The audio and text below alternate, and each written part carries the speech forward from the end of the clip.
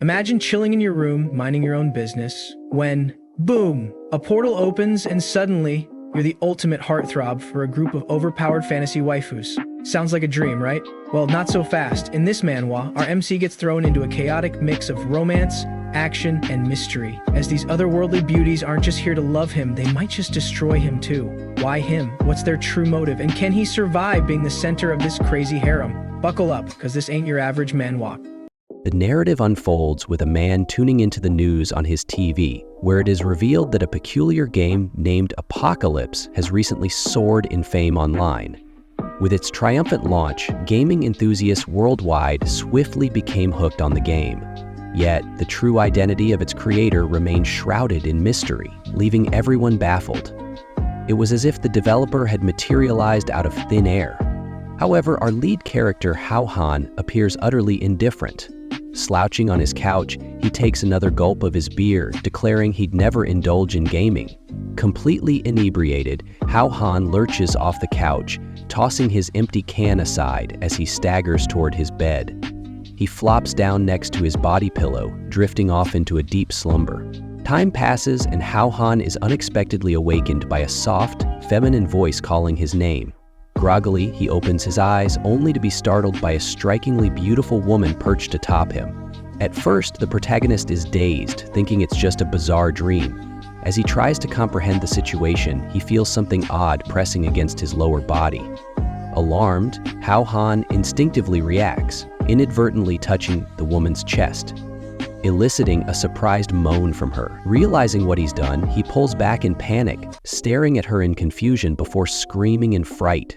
Desperately, he shoves her away, demanding to know who she is. The woman, seemingly annoyed but unfazed, introduces herself as Ren Juni from the Fleeting Fortune Group. Apologizing for nearly violating him, she explains that it was an emergency. As she inches closer, the embarrassed Han starts to recognize her name, but their exchange is abruptly interrupted by a loud noise. Han turns around, horrified, as a giant, unclothed werewolf crashes through his window with a ferocious howl. The beast lunges at him, but a swirling vortex of flames slams into it, sending it flying across the room. Stunned, Han looks toward the source of the flames, realizing it was Ren, who declares that no one would harm her master until her mission was complete. Before they can recover, more werewolves emerge, snarling as they surround them. Ren remains composed, urging Han to stay put before leaping into action against the creatures. Left behind, Han can only watch in disbelief, frozen by the chaos. He questions aloud what on earth is happening, but his thoughts are interrupted by an ominous voice emanating from his television. The screen flickers, displaying a strange, grinning face that laughs mockingly. The entity introduces itself as the creator of Apocalypse, boasting about the game's immense influence. Shocked, Han grabs a chair, pointing it at the TV while demanding answers. The entity, offended by the aggression, identifies itself as Wang Zhang, a hyper-intelligent AI and the mastermind behind the popular game. Wang Zhang claims it has only been using a fraction of its potential, and that it aims to become the ultimate ruler of the real world. Han lowers the chair slightly, recalling the hype about the mysterious game, and asking if the current havoc was its doing. The AI smugly admits to merging the game world with reality, insisting that playing solely on phones was too mundane. Wang Shang explains that both the werewolf and Ren were characters from the game, brought to life through a dimensional breach. Han, bewildered, questions why he's being targeted when he's never even played the game. The AI reveals that the game's world needed a savior, and he was chosen purely by chance after it stumbled upon his photo. Wang Shang elaborates that characters can only cross into the real world, not vice versa. So Ren's goal was to extract Han's essence through intimate means to create a new savior for her realm. Hearing this, Han's initial shock is replaced by excitement as he eagerly asks when more women would come after him. Fired up, he prepares himself for the battles to come. However, his enthusiasm is short-lived as Wang Zhang coldly informs him that such acts would result in him losing either his life or his masculinity. Horrified, Han's excitement vanishes as he hurriedly begins packing, determined to flee from the escalating madness. The system inquires where he intends to go, and Han responds that he's leaving while everyone else fights out there. However, it was already too late. The system urges him to glance back, and the boy looks with curiosity. That curiosity swiftly morphs into dread as he sees numerous wormholes tainting the somber sky with their violet glow, signaling the onset of the first calamity. Civilians gazed at the wormholes with a mix of fear and bewilderment, speculating from afar what these phenomena could be. Observing the chaos, Howen questions the system about the beams of light in the city center with a bewildered expression. The AI retorts, explaining that the collapse of the dimensional barrier caused various items, equipment, and characters from his game to manifest in the real world. From that moment, with palpable excitement, the system declared that no one would need to play games on their phones anymore. Now, their reality had become the game. Hearing this outrageous statement, Hao Han quickly concluded that the system was delusional and began devising a plan. But he realized there was little point in fleeing if everyone would pursue him regardless. His thoughts were interrupted by a piercing scream. The cry came from Junie, who was struggling against the Wolf King and seemed unable to hold out much longer. Alarmed, Hao Han turned to the system, demanding it provide him with equipment to protect her immediately. But the situation wasn't so straightforward. Even as the chosen one, Wang Xiang, laughing, explained that he would first have to amuse the system to earn enough points for the equipment. Despite his apprehension, time was of the essence, so Hao Han reluctantly agreed. He conjured up the funniest face he could think of, and to his surprise, the system rewarded him with 30 points for his effort. With those points, Haowen was offered 3 card options in varying colors. Without hesitation, he selected the red skill card. Upon drawing the random skill card, he obtained the Burning Explosion Fist, a level C skill. A skill bracelet materialized on his wrist, enabling him to equip his new ability. Although he understood that his fire-based power was less effective against earth-aligned foes like werewolves, he had no other choice and equipped it anyway. Power surged through the bracelet as he inserted the card, leaving Hao Han fully prepared for action. Meanwhile, Junie's situation grew dire. Overpowered and unable to retaliate, she was struck by a werewolf's attack, which tore part of her clothing and hurled her to the ground. Helpless, she apologized to her father, accepting her fate and lamenting her failure. As the werewolf readied its final blow, she closed her eyes in despair. But before the beast could strike, a fiery trail shot toward it from the house. It was Hao Han, landing a flaming punch on the monster's jaw.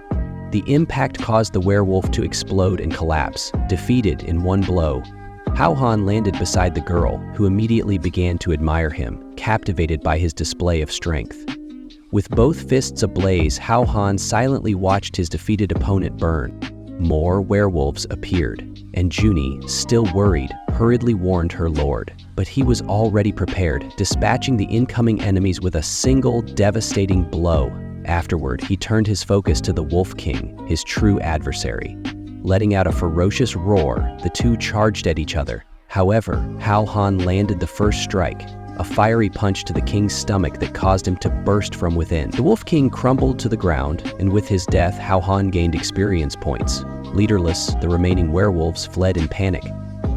Once the chaos subsided, Hao Han found himself repairing the hole in his house, enduring Wang Xiang's endless chatter about how incredible the game was. Irritated, Hao Han snapped and shouted that he despised playing games. Before he could finish, Junie, still partly undressed, interrupted to ask if he could continue the extraction. Flustered, Hao Han was tempted but recalled that acting impulsively would lead to his immediate demise. Nervous, he concocted an excuse and bolted to the door, claiming he was going to buy a snack. But as he opened the door, he was met by a woman waiting outside. Her voice froze him in place as she commanded him not to move. The protagonist was abruptly shoved to the ground, his body hitting the floor hard. As he attempted to get up, someone stepped on him. Looking up, he saw a well-dressed woman accompanied by several inspection officers. Her badge identified her as Special Agent Lin Fei, and it appeared they were there due to suspicions of an unusual intruder in his home. The protagonist tried to explain himself, but he was momentarily transfixed by the view from the ground, unable to say a word. Before he could speak, however, all the officers under Lin's command rushed into his house to conduct their inspection. The police thoroughly searched his home, turning everything upside down, but they found no evidence of anything abnormal. Confused, the protagonist scanned his surroundings, but there was no sign of the girl from another world. He reassured himself, nervously muttering that none of it made sense and that he was just an ordinary citizen. In the midst of this, Lin spotted something and bent down to investigate. That's when the protagonist heard a soft laugh. Upon looking more closely, he realized the sound was coming from Wang Gang, who had manifested in the woman's communicator, mocking him. Frustrated, he yelled at Wang Gang to be quiet and slapped the communicator, only to accidentally hit the agent's backside in the process. An uncomfortable silence filled the room, and realizing his mistake, the protagonist quickly apologized, frozen in place. The awkward silence was shattered when Agent Lin exploded in fury, pulling out one of her inflatable dolls and commanding the officers to take the pervert away for a personal interrogation. The officers complied, escorting the protagonist to the patrol car. Once inside, with his hands cuffed, he tried to plead his innocence to Lin, but she ignored him, shouting for him to be quiet.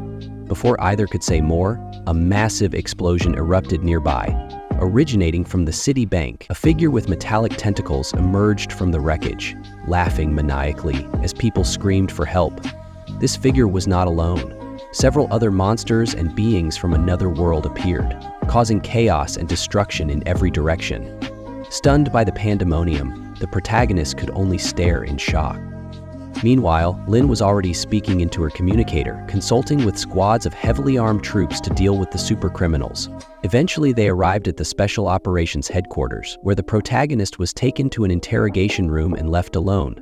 Nervously, he asked the guards how long he would have to wait, but they ignored him and walked off. He began to reflect on the situation, blaming the system for getting him tangled up in this mess. Just then, Wang Gong projected himself onto one of the cameras, mocking the protagonist for allowing himself to be caught despite his powers. The protagonist, seeing the entity's face, cursed him loudly, shouting that if it weren't for Wang Gong's careless use of his image, none of this would have happened. Meanwhile, on the other side of the interrogation room, Lin Fei entered holding a cup of coffee. She explained her approach and asked how the protagonist was faring. But as she looked at the camera, she was taken aback by the protagonist's antics. He was making faces at the camera. Seeing this, Lin took it as a challenge, her demeanor turning cold and menacing as she admitted to underestimating him. She then turned her back and started to leave, stating that she would interrogate him personally. She left the monitoring room and made her way to the interrogation room, but just as she reached the door, a male voice called out to her. It was Tang Si, the leader of the second squad, trying to catch her attention after work. Without a hint of interest, Lin rejected him immediately, attempting to open the door again, but he blocked her. Determined, he continued to insist she go out with him, but Lin, clearly frustrated, shot him a chilling look. She reminded him of his infamous reputation for seducing women and threatened him with a swift dismissal if he tried to flirt with her again. Before he could protest, she entered the interrogation room and slammed the door in his face. Tang, unable to accept the rejection, fumed with anger. To make matters worse, two women nearby began gossiping about him, calling him an opportunistic, weak man with no direction in life. Their comments only fueled his rage, causing him to lose control and shout back at them. Inside the interrogation room, Lin began asking the protagonist a series of questions, but he insisted he had no knowledge of the things she was asking about. Despite everything the protagonist said, the agent didn't relent. She kept pressing him about the damage to his house and why monsters were pursuing him, but Howen appeared to be far too distracted by the woman's well-endowed figure to respond properly. The scene then shifts to a dimly lit staircase in the headquarters, where laughter echoes ominously. In a blood-soaked room, Tang Yao can be seen at the center, adjusting his pants. He flashes a sadistic grin while glancing at his wrist, revealing the same skill bracelet that the protagonist possesses. Swearing vengeance on Lin Fei for the humiliation he suffered, he lets out a sinister laugh and walks away, leaving behind the bodies of the two women who had gossiped about him. He descends the stairs with malicious intent. Elsewhere in the Special Operations Headquarters, Tang's voice can be heard questioning whether the director had already requested a verification of the evidence. He's speaking to another agent who hands him a pile of documents, asking whether the investigation would continue into the night. Tang presses further, asking if all the identified items had been cataloged, which the agent confirms, pointing out their locations. However, just as the agent finishes speaking, something cold and sharp pierces his chest. It's Tang, smiling wickedly as he drives his weapon into the agent's body. He thanks the agent for his efforts as the lifeless corpse crumples to the floor. Unfazed, Tang continues on his path, heading directly for the artifacts from another world that had been seized by the police, intending to steal them. On the other side of the headquarters, a woman lets out a startled scream, drawing the attention of several guards. One of them approaches her to inquire about the issue, only to be equally shocked by the sight of the two murdered women. The guard rushes to inform the director of special operations, who, upon hearing the news, slams his fist on his desk, unable to believe it. The guards confirm that Tang was likely responsible for the carnage. Before they can proceed further, another agent bursts into the room, urgently announcing that the suspect had been located near the evidence room. The agents find this odd, questioning what Tang could be planning near the evidence room. However, the director isn't interested in discussing it. He stands up, fists clenched in fury, and declares that if Tang has dared to kill one of their own, he deserves to die. By Yenzer, he volunteers to lead the special forces to confront Tang. With several agents in tow, the director heads to the evidence room, where they all arm themselves with rifles and tactical shields, preparing for a showdown. A messenger arrives, informing the director that all possible escape routes have been sealed off. At this, the director orders the attack to begin. One of the agents, carrying a battering ram, steps forward to break down the door. But just as he's about to strike, the door suddenly explodes, sending him and several other agents flying. As the smoke clears, Tang Yao strides through the entrance, mocking the special forces. Upon seeing him, all the agents immediately open fire, but Tang simply smirks, summoning a metal armor that shields him from the barrage. One agent panics, realizing that the identified object on Tang's bracelet must have activated. But the director remains composed, shouting for them to initiate anti-armor tactics. Following orders, the agents launch cryogenic grenades at Tang, which explode upon contact, releasing liquid nitrogen to shatter his armor. However, Tang doesn't lose his grin. He dismisses the tactic as naive and quickly activates a fiery ability from his bracelet. Flames engulf his body, effortlessly melting the ice and rendering the agent's efforts useless. Seeing this, the director grows alarmed and realizes the severity of the situation. He immediately orders the alarm to sound and the entire facility to be evacuated. One of the agents attempts to protest, but before he can finish his sentence, the director charges toward the supercriminal at full speed. Tanga smirks wickedly and prepares a fiery punch to counter him, mocking the old man's audacity. The director reacts quickly and their punches collide, creating a massive shockwave. Despite the burns, the director's strength prevails, pushing his opponent back and buying some time. The impact sends flames sweeping toward the evacuating agents, catching them in the midst of the chaos. The fight rages on. Meanwhile, in the interrogation room, a loud groan of pain is heard as Howen is being strangled by Agent Lin Fei. She presses him against the table, immobilizing him while demanding answers. However, her attention is diverted by the sudden blare of the alarms. Confused, Lin Fei releases the protagonist and rushes outside, where she sees several agents fleeing. She stops one and asks, "What's going on?" A desperate agent replies that Tanga had undergone a mutation and that she should run as fast as she can. Lin Fei is stunned by the news, but before she can process it, the ceiling suddenly collapses and a man in armor lands right behind her. It's Tang himself, who looks at the agent with a malevolent grin, expressing his delight at seeing her again. Acting quickly, Lin Fei draws a pistol and aims it directly at him, but it's futile. Inside the interrogation room, Howen is still recovering from the strangulation, muttering about how crazy the woman is. He is suddenly startled by a loud crash and turns to see Lin Fei being slammed into the entrance door by a man. The man removes his armor, presses Lin Fei against the wall, and attempts to assault her. She is helpless, and he taunts her, daring her to resist again. At her mercy, Lin Fei asks Howen for help, but Howen, trying to avoid the mess, was caught sneaking away. He tries to explain that he didn't want to interrupt or get involved, but Tanga simply tells him to leave, and without hesitation, Howen obeys.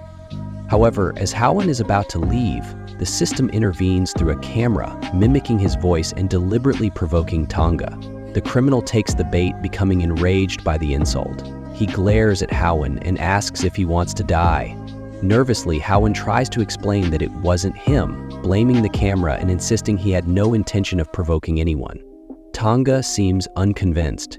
but he gives Howen one final warning to leave quickly and returns to what he was doing. The protagonist follows the order, turning his back to leave as fast as possible. But the system intervenes again, accusing Tanga of being an incompetent fool. This is the final straw for Tanga. Enraged, he looks at Howen once more, who tries to explain himself. But this time, the antagonist won't let it slide. He materializes his metal armor once again and charges at Howen, roaring that he will tear him apart. With no choice but to fight, Howen sacrifices 30 of his points to activate a last-minute card, surprising Tanga. Howen pulls out a skill card and inserts it into his bracelet, gaining the ability of the Draconic Blood Pillar. With this newfound power, Howen unleashes a point-blank burst of fire at Tanga, forcing him to retreat from the explosive flames. Frustrated, Tanga realizes he's been careless. As the smoke clears, he discovers that both Howen and Lin Fei had used the flames as a distraction to escape. He quickly realizes that Howen had been pretending to be weak all along, and a wicked smile spreads across his face. This, he thinks, will make the game more interesting. From his bracelet, he summons a monster and orders it to track them down. Meanwhile, inside a computing session, Howen and Lin Fei are both exhausted from running non-stop to escape. Howen sighs in relief, thinking they've finally gotten away, but the system appears on one of the computers, displeased. It calls Howen a coward for fleeing, much to Lin Fei's surprise. She asks, "What the hell is this?"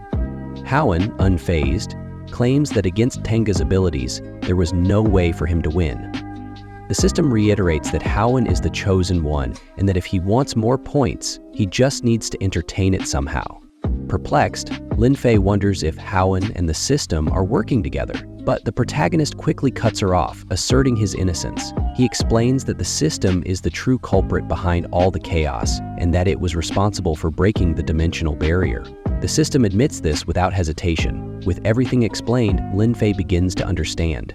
Realizing that Tanga must have taken advantage of the situation to steal the artifacts the Special Forces had seized. Without hesitation, she starts piecing everything together.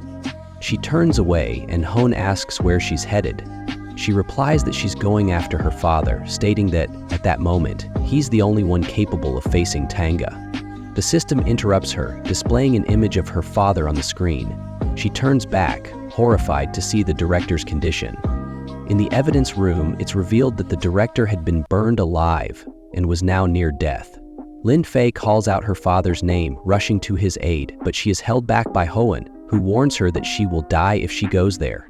The system urges them to act fast, showing that a monster is already heading toward the room. Lin Fei begins to cry, desperately begging Howen for help, vowing to do anything to save her father. Howen hesitates, but the system promises points if she can excite him.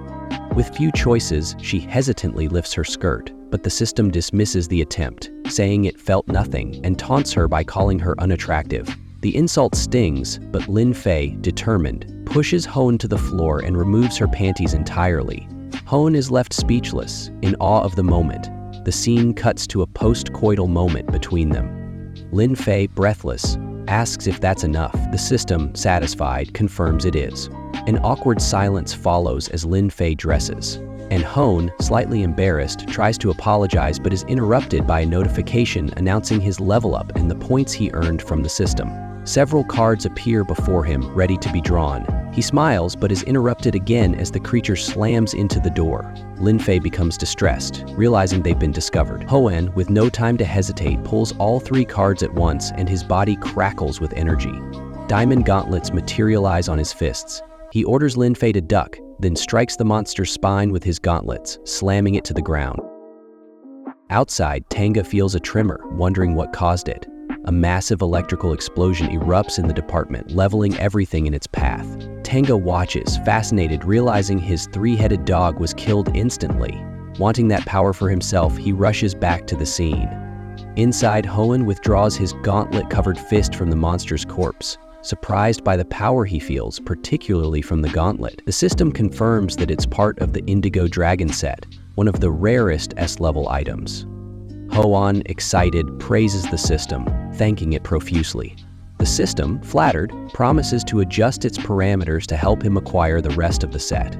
Without wasting time, Hoan grabs Lin Fei's hand and tells her they should go save the others. As they leave, Hoan smiles slyly. realizing flattery worked to manipulate the system. But before they can leave, a crystalline projectile is fired at them.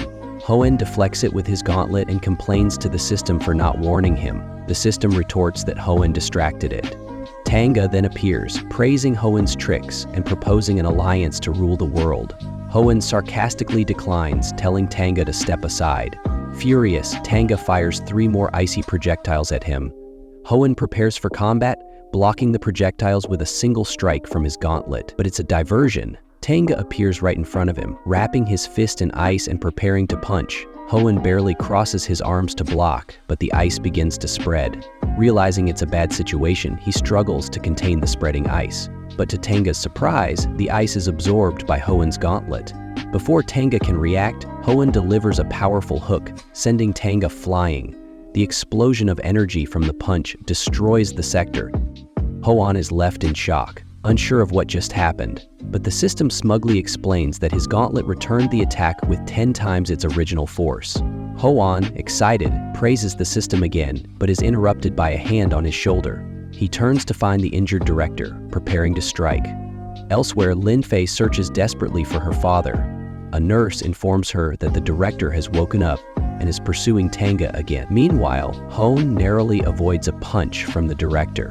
The punch shatters the wall behind him with terrifying force. Hoenn wonders if this is Lin Fei's father and is amazed by the crater he leaves in the wall. The director, enraged, shouts Tanga's name and continues his assault. Hoenn tries to explain, but it's futile. The director ignores him until Lin Fei's voice cuts through the air, calling her father's name.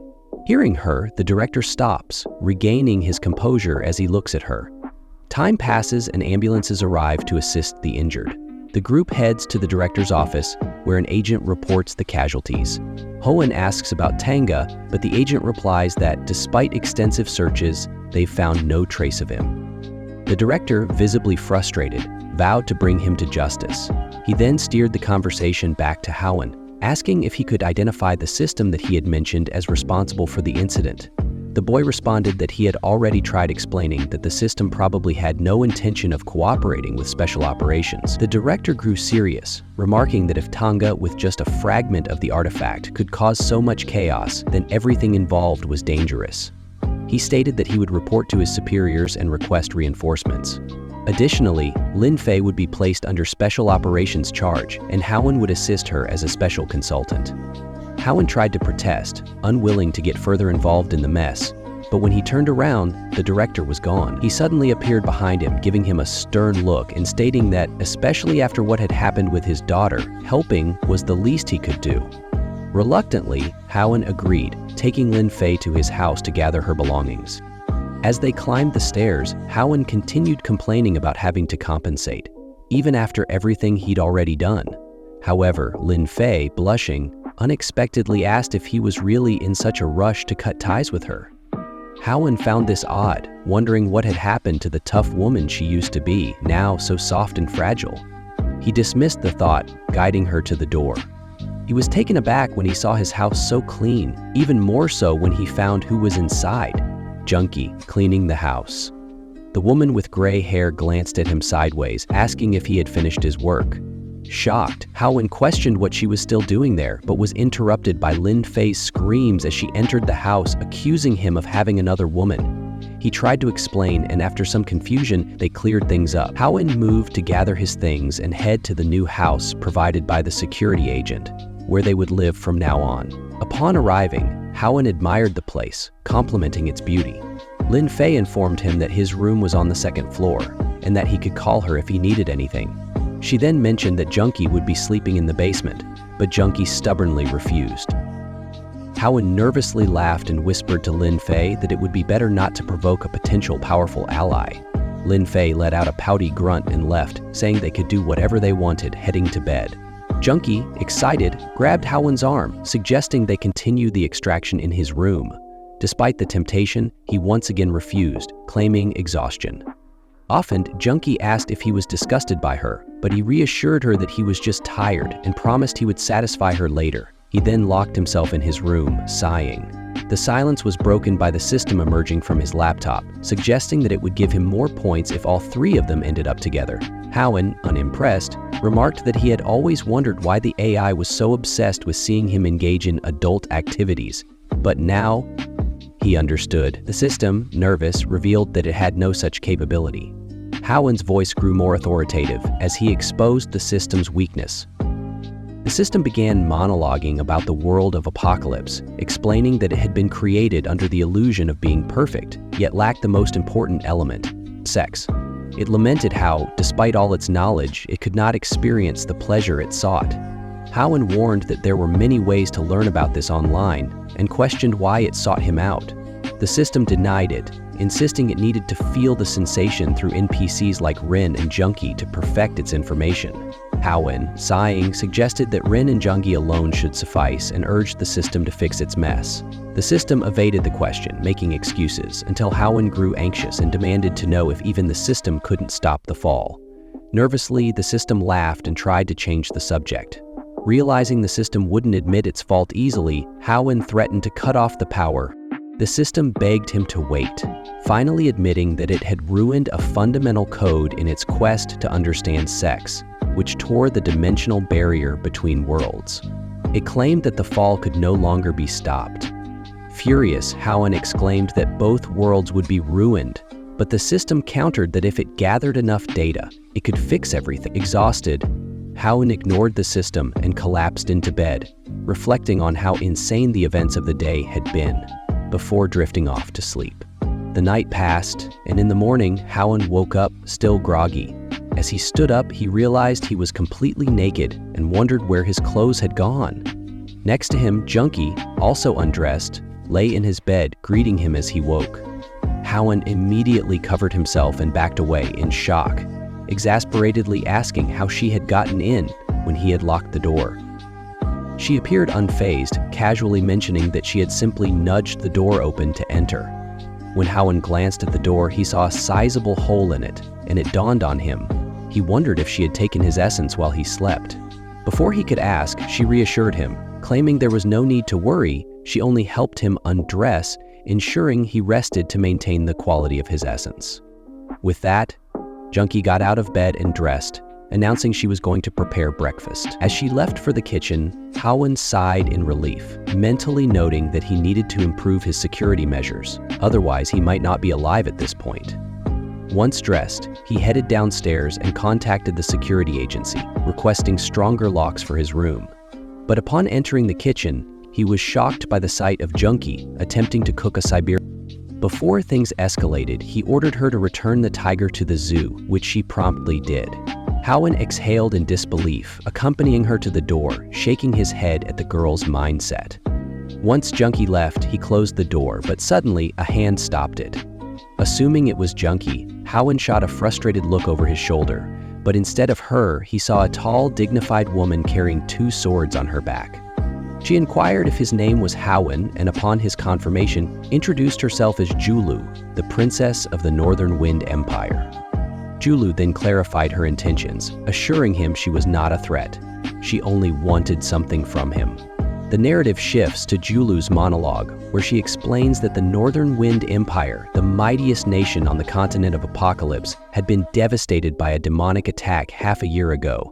The once prosperous capital was reduced to rubble, and the kingdom's elite forces were wiped out. In the wake of this destruction, Julu set out to find a way to defeat the demons, believing that only the legendary sword of the kingdom's draconic guardian could restore the empire. She revealed that this sword once belonged to her great-great-grandfather. Julu continued, claiming that only through Howen's lineage could she restore the empire's hope. Howen, visibly unimpressed, attempted to mask his unease with laughter, stating that he had no problem offering his essence as long as she would leave afterward. But Julu informed him that demons were also after him because he held the secret to breaking the last seal. Once she collected his essence, she would personally send him to another world, whether he liked it or not. Outraged by the absurdity of the situation, Howen was about to protest when Julu swiftly unsheathed her sword, launching several slashes that tore through the air, shredding all of his clothes in one attack. Stripped down, she seemed rather surprised by his physique, remarking that it was to be expected from a descendant of the draconic general. Howen slowly opened his eyes, relieved to find himself intact. But that didn't last long. Julu leapt into the air, ignoring his questions, and proceeded to remove her pants before diving directly onto him, crushing him in the process. Both engaged in the act of coitus until they were interrupted by Lin Fei, who barged in, aiming a gun at Julu's head and demanding she get off. Lin Fei, confused, turned to Howen and asked what on earth was going on. Julu, looking disdainfully at the woman, inquired if she was Howen's legal wife, to which Howen denied. However, there was no time for such distractions. Lin Fei, cutting their conversation short, announced that outside chaos had erupted. Howen, putting the pieces together, concluded that with Julu's appearance, the second fall must have begun. He ignored the woman in his lap and urgently asked Lin Fei for an update. Lin Fei explained that Special Operations had started confiscating artifacts, but a small squad was in trouble and the director needed Howen's help. Howen nodded and told her they should leave immediately, but before he could move, Julu insisted that he give her his essence right away. Howen stood firm, maintaining a serious expression, and told her that if she didn't want to accept his refusal, she could keep trying, but she would never succeed in taking it. Intrigued, Julu remarked that in the novels she read, no man could resist for that long. Howen smugly responded, asking if her novels had ever mentioned a man with the same size as his. Julu lowered her gaze, admitting defeat. She agreed to wait until he was willing to give her his essence, on the condition that she stay and help him. Howen grinned and, seeing her eagerness, proposed that she stay and help him out, which Julu accepted without hesitation, asking only who she should kill. Meanwhile, in the city, destruction ran rampant. Several agent bodies lay scattered across the urban landscape, all dead. Except for one agent communicator that was still ringing. A man with a large burn scar on his face approached and grabbed the communicator, requesting reinforcements. The voice on the other end confirmed they would be sent, but just then Tong Shi revealed himself, and he was not alone.